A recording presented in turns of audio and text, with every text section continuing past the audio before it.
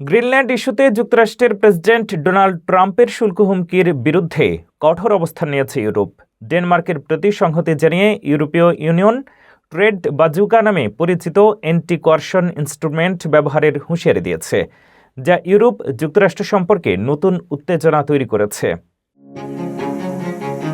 Greenland ইস্যুতে যুক্তরাষ্ট্রের president Donald ট্রাম্পের শুল্ক আরোপের হুমকিকে ঘিরে ইউরোপ ও যুক্তরাষ্ট্রের মধ্যে উত্তেজনা চরমে উঠেছে। ডেনমার্কের প্রতি সংহতি জানিয়ে ইউরোপীয় নেতারা একযোগে ট্রাম্পকে কড়া বার্তা দিয়েছেন এবং প্রয়োজনে ট্রেড বাজুকা নামে পরিচিত অ্যান্টি কোয়ারশন ইনস্ট্রুমেন্ট ব্যবহারের হুঁশিয়ারি দিয়েছেন। কাতার ভিত্তিক সংবাদ মাধ্যম আল জাজিরার এক প্রতিবেদনে এ তথ্য জানানো হয়েছে। ডেনমার্কের স্বায়ত্তশাসিত অঞ্চল গ্রিনল্যান্ডকে যুক্তরাষ্ট্রের অধীনে নেয়ার পরিকল্পনার বিরোধিতা করায় ইউরোপের বিভিন্ন দেশের ওপর শুল্ক আরোপের হুমকি দেন ট্রাম্প। ইউরোপীয় ইউনিয়ন এই হুমকিকে অর্থনৈতিক ও রাজনৈতিক জবরদস্তি হিসেবে দেখছে।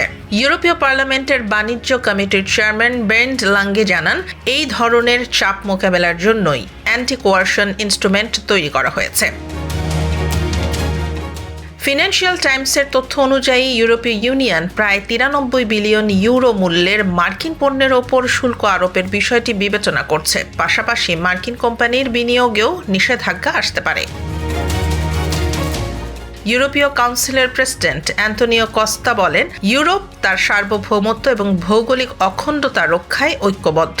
ডেনমার্ক, ফ্রান্স, জার্মানি ও যুক্তরাজ্য সহ 8টি দেশ স্পষ্ট জানিয়ে দিয়েছে, গ্রিনল্যান্ড কোনোভাবেই কেনাবেচার বিষয় নয়। এই উত্তেজনায় ইউরোপ ও যুক্তরাষ্ট্র সম্পর্ককে বড় সংকটের দিকে ঠেলে দিচ্ছে বলে মনে করছেন বিশ্লেষকরা।